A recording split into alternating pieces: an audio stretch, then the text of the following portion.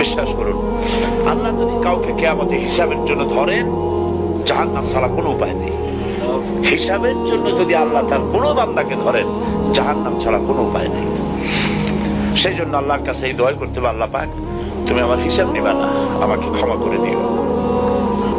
তুমি যদি কিয়ামতের দিন আমাকে প্রশ্ন করো যে যৌবন কাটাইছো কোন পথে, আমি তো যৌবন তোমার পথ রাখি নাই, আমি তো আমার যৌবনকে নষ্ট করে ফেলেছি। তুমি যদি প্রশ্ন করো টাকা পয়সা কামাই করেছো কোন পথে, আমি তার জবাব দেওয়ার পথ রাখি নাই। যদি প্রশ্ন করো কোন পথে খরচ করেছো, আমি সেটারও পথ রাখি নাই, নষ্ট করে ফেলেছি। তুমি আমাকে ক্ষমা করে দাও। সেই জন্য আল্লাহর কাছে দোয়া করতে হবে, রব্বানা আতিনা ফিদ দুনিয়া হাসানাতান ওয়া ফিল আখিরাতি হাসানাহ ওয়া কিনা আযাবান নার ওয়া আদখিলনাল জান্নাতা মাআল আবরার ওয়া আদখিলনাল জান্নাতা বিগাইরি হিসাব।